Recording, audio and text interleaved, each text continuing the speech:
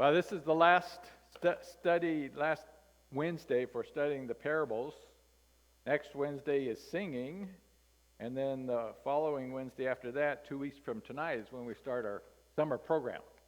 So for the men who are involved in that, there's a list on the bulletin board, and there's some extra copies floating around. So make sure you have your own personal copy, and we'll get started on that. Tonight we're finishing up on parables. And if you got the email that Mark sent, he planned to cover 4 parables tonight.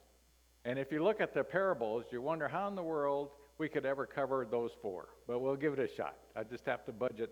I have to budget my time so that I don't get, so that I don't miss anything. The last parable is the one that, to me, is really interesting, so we got to get to that one anyway. My other problem is I tell the people this often. I used to sell fire engines, and don't get me started on talking about fire engines or the Bible, because I get diarrhea of the mouth and I don't know when to shut up. So, if we look at the theme that Mark had in mind, the 4 parables that we talk about tonight are based on the theme of stewardship. What is stewardship? Anyone like to chance a definition? What stewardship is, or what it means to you, Dana? Correct. The definition, one definition, is the careful and responsible management of something entrusted to one's care. So someone has put you in charge of something, and they expect, as it said, that you will manage it with carefulness and responsibility. Now, you remember what we talked about last week with respect to parables. What is a parable? Why did Jesus use parables as he taught his disciples? What was he intending to accomplish? A parable is a what? Marge? An earthly story with a heavenly meaning. So what's he doing? He's taking an earthly story and he's trying to help us to understand spiritual concepts. So what's he doing? Started with a C, you remember? Comparison. He's doing a comparison. Larry can always be dependable on that. Especially when it's on the golf course and I hit a bad shot. So, anyway, a parable is a comparison. Fundamentally, that's the purpose of that particular style of teaching. Jesus is the only one in the New Testament that taught by parables. And primarily, Matthew and Luke are the 2 books that contain most of the parables that Jesus taught. None of the writers of the New Testament use a style of parables to help understand concepts. Anyway, we talked about a parable is a comparison of an earthly story or the physical realm, and what Jesus is trying to help us understand is spiritual concepts. That's why we frequently see the phrase, the kingdom is like unto. He's trying to get us to understand the kingdom of God, which we cannot see, we cannot hear, we cannot touch. We don't know it's there at all unless God tells us. And God has to tell us what composes the kingdom, what it's like, what its purpose is, and those who belong to it, what roles they fill. Now, if we belong to the kingdom of Christ, we then become what? Stewards. We then become stewards. God is entrusting us with something, and he's placing it under our care. And he expects us to use it wisely. And so that becomes the spiritual concept that Jesus wanted his disciples to understand in the 4 parables we're going to cover. Now, most of us in this room understand the spiritual concepts that Christ is trying to teach, because we've been studying the Bible for some time. But this is all fairly new to his disciples. Remember, they've only been with him for about 3 years, and everything that he's talking about is completely foreign to them. Not only that, not only is it very foreign to them, but they are also handicapped by their own initial misconceptions. So he has to go through, he goes through a lot of parables, because he's got a lot of important spiritual concepts they've got to understand. The first one there, you remember last week we talked about the 10 virgins. Well, the parable that is immediately following that in Matthew chapter 25 is what we call the parable of the talents. For it is just like a man about to go on a journey who called his own slaves and entrusted his possessions to them. And to one he gave 5 talents, to another 2, to another 1, each according to his own ability, and went on his journey. Immediately the one who received the 5 talents went and traded with them and gained 5 more talents. In the same manner, the one who had received 2 talents gained 2 more. But he who received the 1 talent went away and dug in the ground and hid his master's money. So, what are we to begin to understand about this particular parable? How are we to see the master that Jesus talks about in the parable? What's the comparison we make in our minds? He talks about a master. What thought immediately comes to in our heads? He's a boss. And he's representative, possibly, of whom? God the Father and the Son. That is divinity, our Creator.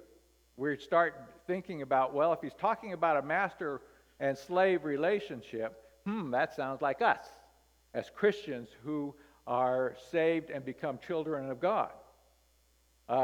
Anyway, he's entrusted part of his... There we go. If we read, there's some key phrases in that first third that we read that we might have questioned and that we need to understand. For it is just like a man about to go on a journey.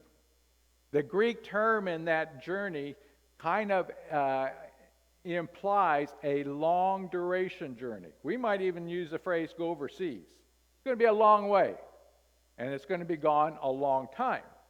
So when Jesus used that phrase, or that particular term, they got this picture of a master who goes away, far away, for a long time. And so he's going to leave some of his funds in possession of those slaves that work for him. Now, who owns the money? Who owns the money that he gives away? The master does. He owns the money. Notice the very last sentence. But he who received the 1 talent went away and dug in the ground and hid his master's money. Who owns the profit from it? The master. The master. So he's entrusting something that he owns to his slaves. And he will continue to own it. And he will own the profit that it generates. That's all his. And so the slaves become stewards. They're stewards of his possession that he has entrusted to them. And then he's going away. And so we begin to see, is that the relationship we have with the Lord? Has he entrusted something to us? Because remember, the purpose of a parable is to help us understand spiritual concepts. So if we understand the master to be God, then we begin to see, those talents that he gave his slaves, is that what God gives us? And I think that would be a reasonable understanding, to understand that God has vested us with certain talents, and he expects us to use them how? With care and responsibility. He expects us to use them wisely. What's a talent? What's the talent that Jesus is initially talking about in this particular parable? Well, yes, it's a gift, but what is it physically? No, the talent that he gives the slaves. Money. Not only money, but it's a lot of money. I looked at several commentators, and no one could really tell me what this is. They all had their own theories. Some think that the talent was 15 years worth of labor or salary. That's a lot of money. That's a lot of money. I figured it up. And if you are working a minimum job, minimum wage job, in 15 years, you will have $500,000. About $500,000. Now one commentator said a talent, which it is, it's a measure of weight. A talent is about 125 pounds. So 125 pounds of gold at today's market is about almost $5 million. It doesn't make any difference what the talent was back then, what it was worth. We know that a talent is worth what? A lot of money. That's all we need to know. One talent is a lot of money. So when he gives one slave 5 talents, if the monetary value is gold, he's giving him $25 million. He's entrusting a lot of his wealth to these slaves. Okay, this is a talent in our physical realm. What's the talent we get from God? Spiritual gifts. What are they?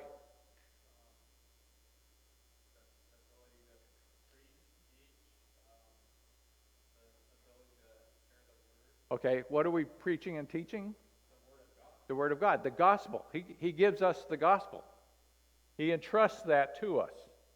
What else does he entrust to us? Christy. Oh, okay. What else? Is that it? Pardon? That is that's what he holds forth as a promise. But he gives us, we're not assured of the everlasting life until we actually are there. But we have the promise, and we possess that promise. Jessica. Everyone has their own different types of abilities and talents, all given by God, and we're supposed to use them. Paul, with his talent of teaching, his knowledge of the Bible, that was his talent, and he used that to spread the word of the gospel. Okay, back up. We need to make a correction there. These talents, notice what it says. And to one he gave 5 talents, another 2, another 1, each according to his own what? Ability. So they have certain abilities that each person is vested with, but what we're talking about as far as what God gives them, he gives them the talent in addition to the ability that they already own, they possess. So we have to look at the talent not as our own abilities. We have to look at it as something God gives us that we use our abilities. What is it that God gives us that we can use our abilities? He gives us the gospel. What else?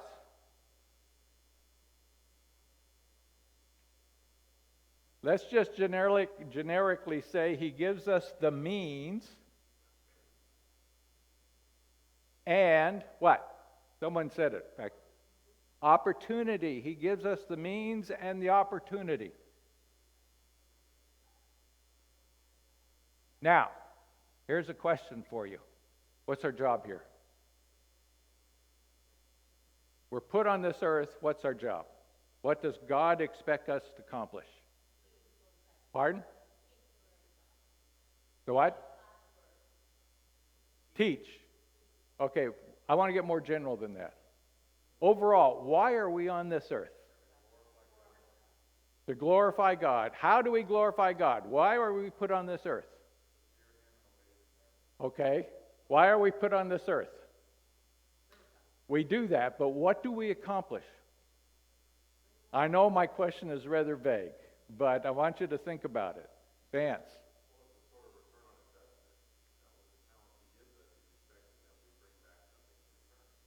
He's expecting us to do something. We are put here to increase what's the word next we're going to be? Increase faith. We're put here to increase faith. Whose faith are we expected to increase? Our own. Who else? Our neighbor. Who else? Family members. Who else? Our fellow Christians. Who else? Perfect strangers. God puts us on this earth to increase faith in ourselves and anybody else that we can. To bring them with us, to help, for us, not only us to honor God, but to help others learn to honor God. That's what we are on this earth for. And He has made us stewards, and He's given the means and the opportunities to do just this. Now, that's going to be, He gives us the gospel. He gives us time to do things. He gives us the opportunity to teach. He gives us the opportunity to be a good example. He gives us the opportunity to study. He gives us the opportunity that some have, like Larry, to lead singing. He left me out of there. But He gives us the means to help others and ourselves increase our faith. And then He gives us the opportunity to do that. How valuable is this? It's priceless. This is priceless. So it's worth every bit of physical talents that God can imbue people with. So He has given us just a phenomenal resource that He has placed under our care. We're to manage it, and we're to manage it carefully. Now, going on, let me back up. In Matthew, that's not what I wanted. Romans chapter 12. And since we have gifts that differ according to the grace given to us, let each exercise them accordingly. What does it mean to exercise them accordingly? To use them, because God has given them to us, and therefore we have to understand that we are stewards of something. We can't necessarily see it or such, but gifts that differ according to the grace given to us. Let each exercise them accordingly. Now, He gave the talents to those three people based on their what? Based on their ability. The church has many members. Talks about ears, foot, hand, etc. That we have different abilities. God gives us each the resource that we can use. Some He gives 5 talents of ability. Some He gives 2. Some He gives 1. That's the point Jesus is trying to make to us. If prophecy according to the proportion of His faith. If service in the serving. Or he who teaches in his teaching. Or he who exhorts in his exhortation. He who gives with liberality. He who leads with diligence. He who shows mercy with cheerfulness. We all fit into that verse. But we all fit into it differently. God customizes the talents He gives us. Those means and opportunity based on us as individuals. Going on. Now, after a long time, the master of the slaves came and settled accounts with them. And one who had received 5 talents came up and brought 5 more talents, saying, Master, you entrusted 5 talents to me. See, I have gained 5 more talents. If that's a disciple in Christ, we work to produce more what? Faith. We work to produce more faith in whatever medium we can. And when he comes and judgment is vested in the Son, when He comes, He looks at what we produce as stewards. His master said to him, well done, good and faithful slave. You were faithful with a few things. I will put you in charge of many things. Enter into the joy of your master. The one also who had received 2 talents came up and said, Master, you entrusted me to me 2 talents. See, I have gained 2 more talents. His master said to him, well done, good and faithful slave. You were faithful with a few things. I will put you in charge of many things. Enter into the joy of your master. So, well done, good and faithful slave. God put us here to increase faith in whomever we can. And if we do it, what's God's pronouncement? Well done, good and faithful servant. You were faithful with a few things. I will put you in charge of many things. There's a promise that comes to those slaves, which sounds like a promise, therefore, that comes to us. We do a good job. What does God do? He puts us in more and more opportunities so that we can continue to do not only a good job, but we can increase in the work we do. You were faithful with a few things. I will put you in charge of many things. Enter into, notice, the joy of your master. The one who had received 2 talents came up. Master, you entrusted me 2 talents. I have gained 2 more. His master said, same thing. Well done, good and faithful slave. That's what the Lord expects of us. We can't be wasting time, is the conclusions we start to draw. I will put you in charge of many things. It's interesting that these 2 start out a slave, and the master says, I will put you in charge of many things. So they go from slave to what? They go from slave, now they are rulers. Much like the master. So we can see where we can draw the similarities. Finishing up that particular parable, and the one also who received the 1 talent came up and said, Master, I knew that you to be a hard man, reaping where you did not sow and gathering where you scattered no seed. And I was afraid and went away and hid your talent in the ground. See, you have what is yours. But his master answered and said to him, you wicked slave, you knew that I reap where I did not sow and gather where I scattered no seed. Then you ought to have put my money in the bank, and on my arrival I would have received my money back with interest. What was the fault of that slave? He failed in the stewardship. He did Zippo as a steward. And what the master put in charge, now are we in danger of doing that with respect to the talent that God gives us? Absolutely, absolutely. We can fail in our charge as stewards. Reaping where you did not sow. He knew that the Lord gains profit from our effort, but he expects our effort.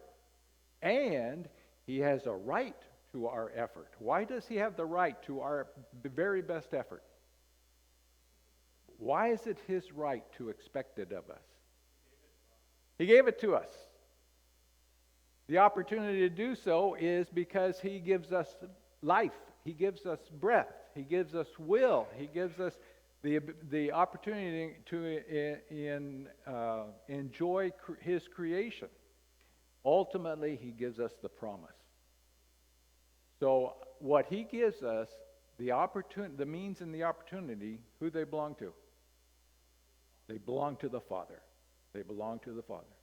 And whatever faith that we can help to improve, who does that belong to?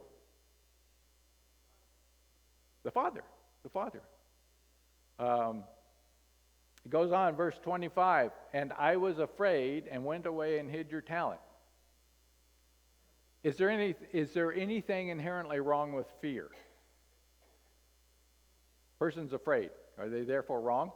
Have they sinned because they're afraid? Judy. Going to the earlier servant by making a profit or whatever you call it, the servant showed trust and faith in what God has given them talent. So I trust you, even though I don't think I can do it. I know you've given me the ability to do that. So I don't know if this is going to work, but you have faith in me. What more can there be? So I'll go ahead and go with what you've given me.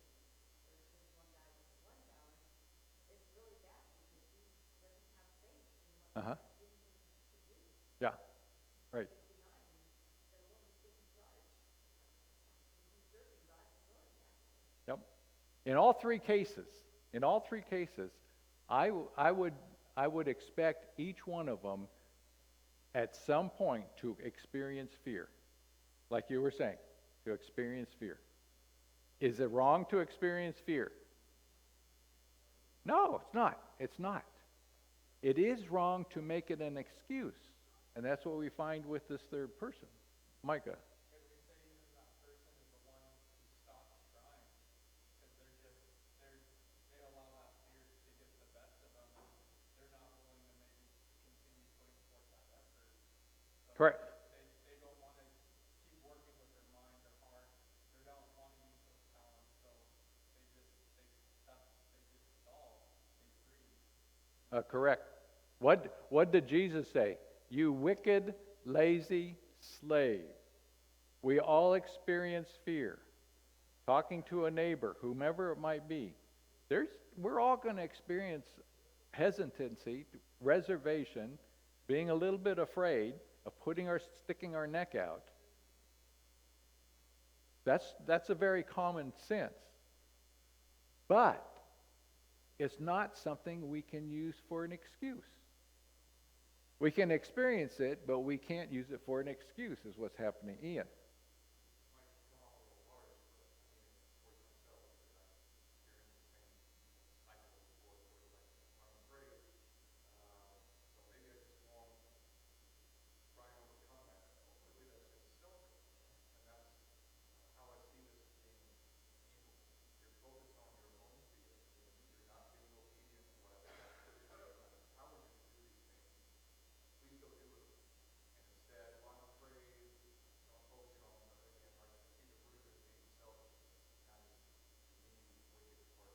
That's why the master made that comment with respect to that slave who said he was afraid, but ultimately used it for an excuse because he should have.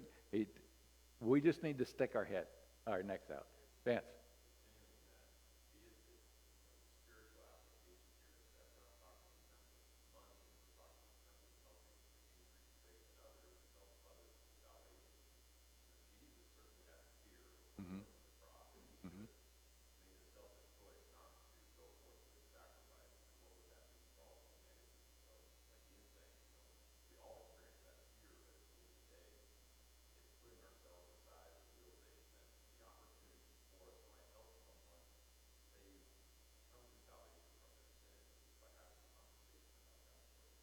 Correct. We're helping to grow the most valuable commodity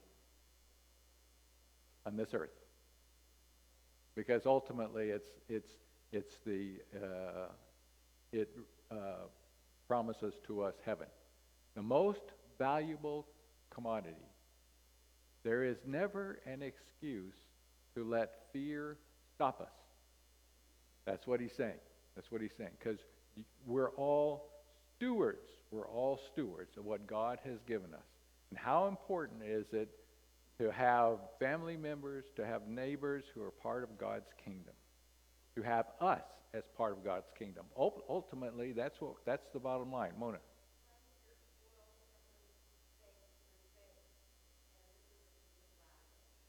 Correct.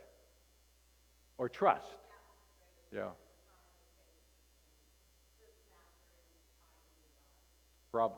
Right. For to everyone who has shall more be given, and he shall have an abundance. That's a theme we see in all these parables, is if we endeavor to use carefully and responsibly what God has vested in us, God continues to give us more. And so we can, like Paul, he never stopped.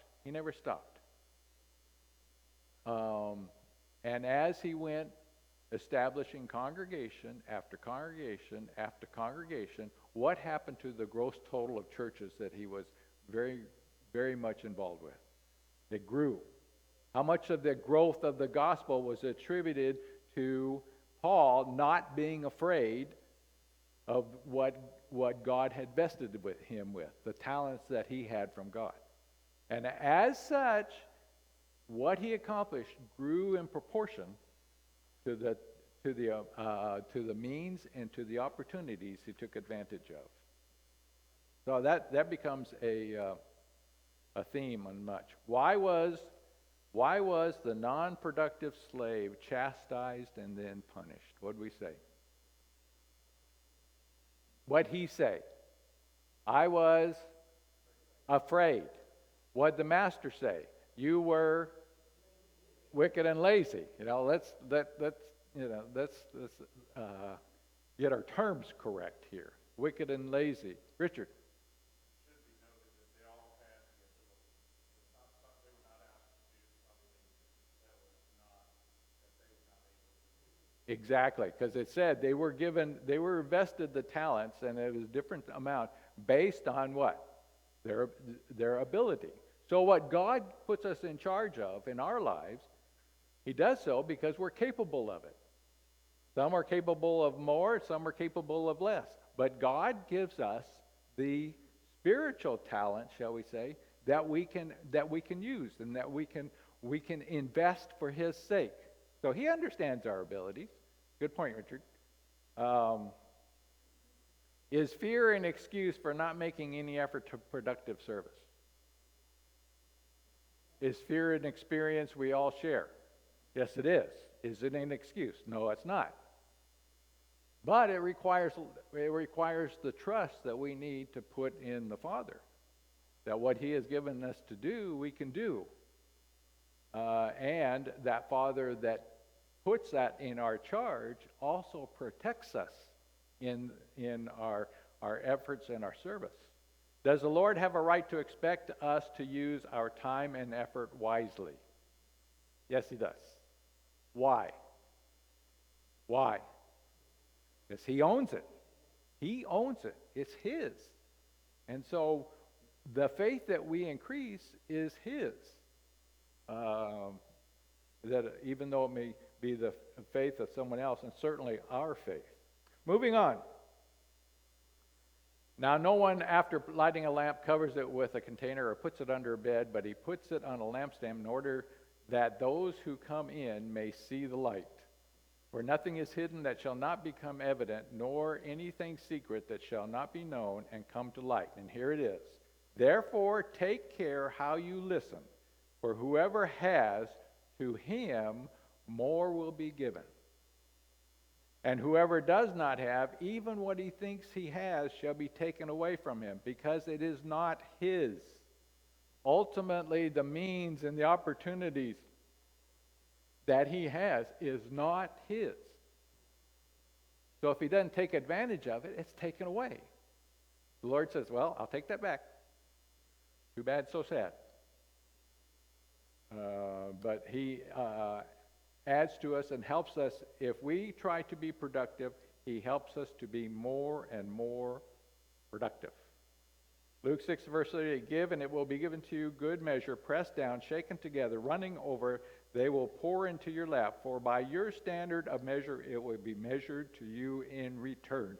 If we're generous with ourselves, if we're generous with our time, if we're generous with our willingness to help others, to do that, increase faith, then God is generous with his opportunities to make sure that gets done. And through him we have care. By your standard of measure, it will be measured to you in return. We do our best, God then reciprocates proportionately. Luke 12, 41 through 44. This is the second parable that Mark had in mind. And Peter said, Lord, are you addressing this parable to us or to everyone else as well? And we talked about the parable that precedes that. Doesn't really look like a parable, but Peter says it's a comparison. So it is. Who then is the faithful and sensible steward, whom his master will put in charge of his servants to give them their rations at the proper time? Blessed is that slave whom his master finds so doing when he comes. What was Jesus talking about the master coming? That's what the physical world talks about. What's the spiritual concept we get from that? What's he talking? What event is he talking about? when Jesus returns. And what is he charged to do by the Father? Starts with a J. Judge. He is charged to judge. And he's looking for those servants who take their stewardship seriously. Those servants who are engaged in and spending their lives trying to increase faith. That is whom he's looking for. Blessed is that slave whom his master finds so doing when he comes. Now, remember that phrase. Remember that phrase, because the last parable we're going to get to this becomes key to understanding that parable. Luke 12:45. But if that slave says in his heart, my master will be a long time in coming, and begins to beat the slaves, both men and women, to eat, drink, and get drunk, the master of that slave will come in a day when he does not expect him, and in an hour he does not know, and will cut him in pieces and assign him a place with the unbelievers. Ew. Yuck. Verse 47, and that slave who knew his master's will and did not get ready or act in accord with his will, excuse me, shall receive many lashes. But the one who did not know it and committed deeds worthy of a flogging will receive but few. Some people, they jump off the diving board here and say, therefore, there are levels in hell. Because it says, the one who knew better and didn't do it will receive many lashes.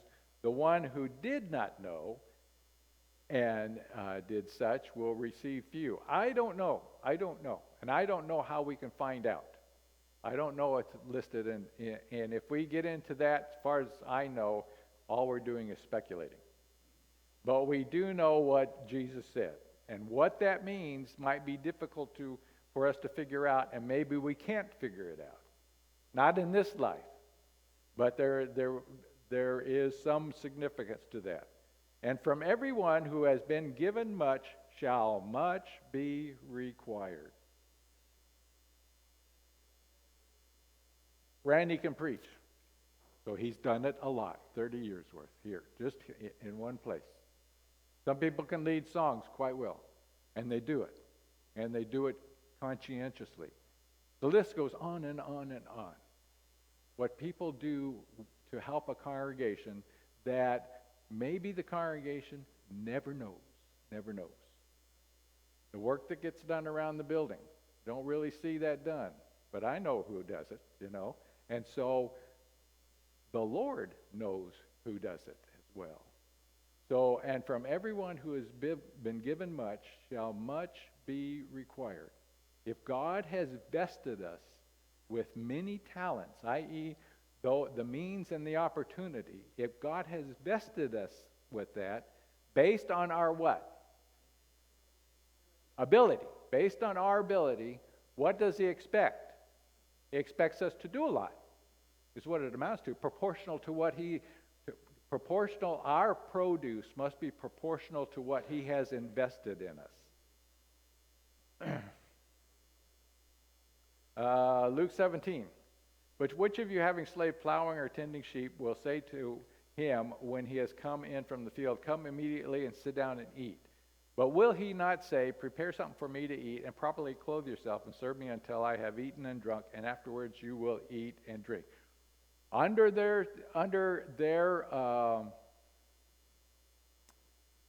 their society, of course, they had servants as slaves. And there was a standard of expectation of how the slave was to perform. Who sat down at the table first? The master, the owner of the slave. And he expected to be served. That was their job. And he expected that to be done. He does not thank the slave because he did the things which were commanded, does he? So you too, when you do all things which are commanded you, say, we are unworthy slaves. We have done only that which we ought to have done. God gives you resource. And he expects you to do it. To utilize what he has vested you with. Does he have the right? Yes, he does, because he put you in the position to be able to do that. You owe your very existence to him. And we owe him all of our service as a result. I mean, he doesn't own what he gives us. He doesn't even own us. He owns what he gives us, and he owns us. We don't own ourselves. We owe it to him. Very breath. Next moment, take a breath. God willed it. That's what it amounts to. That's how much we owe to him. So, we have done only that which we have ought to have done. Okay. Luke chapter 16. Now he was also saying to the disciples, there was a certain rich man who had a steward, and this steward was reported to him as squandering his possessions. And he called him and said, what is this I hear about you? What was going on? He had a steward or a servant. What was that servant doing? He was defrauding the master is what he was doing. He was taking some of the master's possessions, and it says squandering them. So he called him and said, what is this I hear about you? Give an account of your stewardship, for you can no longer be steward. What did he just tell him? What did the master just tell that steward? You're fired. You're fired.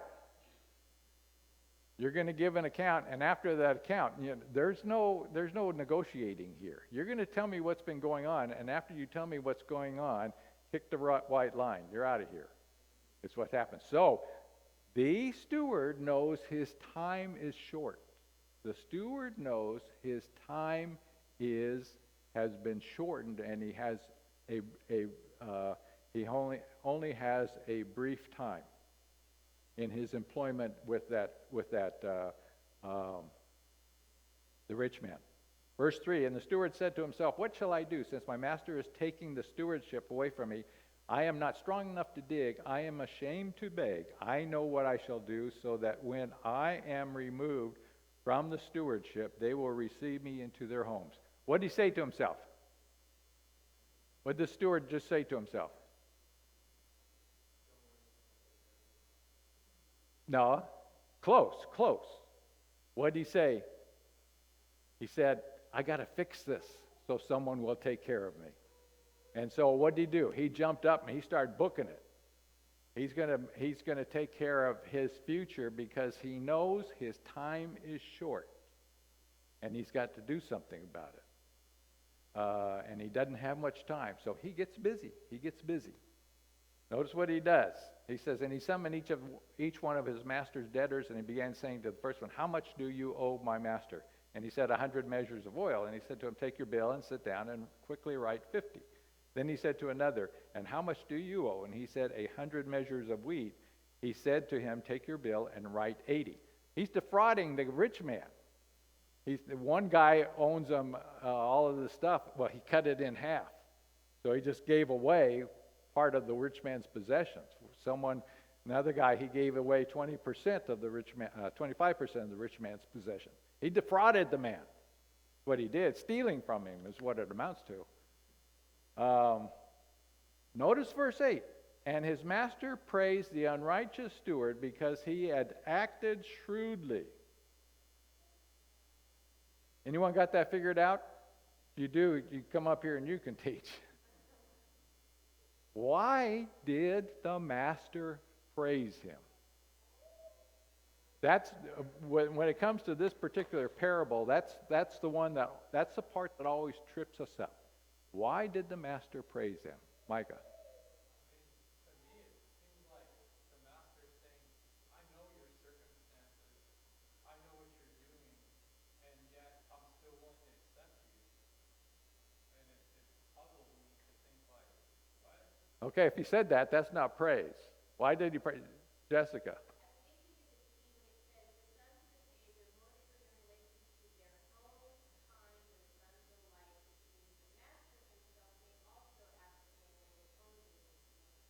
Actually, it's easier than that. Why did the master praise him? Mary.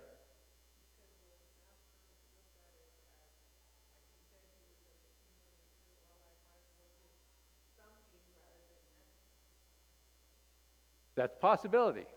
But we have a situation here that now there's no judgment rendered about what he did. as far as the illegal defrauding nature of it. Even easier than that. He did something. He jumped up and he got busy. He jumped up and he got busy. His time was short. I got to get busy. I got to book it, man, because I'm out of here.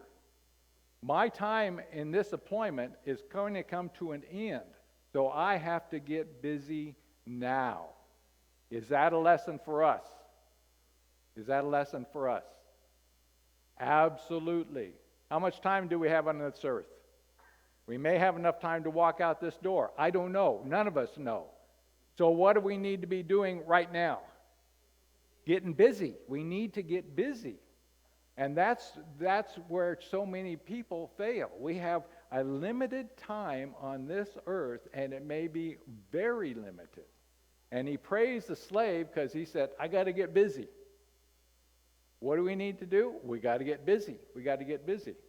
For the sons of this age are more shrewd in relation to their own kind than the sons of light. The sons of light often forget that. What'd they say in the previous parable? They say, well, my master's not coming. Yes, he is. Yes, he is. And so we have to get busy. That's why that particular immoral servant was more productive than many of the sons of light. He got busy. He knew he didn't have much time, so he got busy. What does God expect of us? To get busy immediately, and to stay busy. That's the whole point of what Jesus is saying in these parables. And I say to you, make friends for yourselves by means of the mammon of righteousness, that when it fails, they may receive you in eternal dwellings. He who is faithful in very little is faithful also in much. And he who is unrighteous in very little thing is unrighteous also in much. He got busy. He got busy. But what he got busy in is not the recipe for life. He got busy in unrighteousness. What Jesus is now doing is he's telling us we need to be busy, but we need to be busy in the right thing. The correct behavior as the right steward. He is as faithful in a very little thing, as faithful also in much. I heard of a preacher one time, and it stuck with me 50 years. Stuck with me 50 years. He says, being faithful in little things is not little faith. Being faithful in little things is not a little faith. Faithful in very little things is faithful also in much, because that's their character. If they're faithful in the little things, they're going to be faithful in the big things. Mary.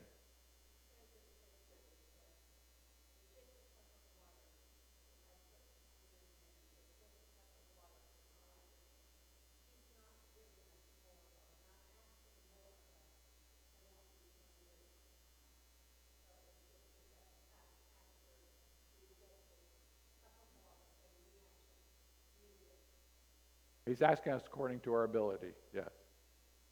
If therefore you have not been faithful in the use of unrighteous mammon, who will entrust you the true riches to you?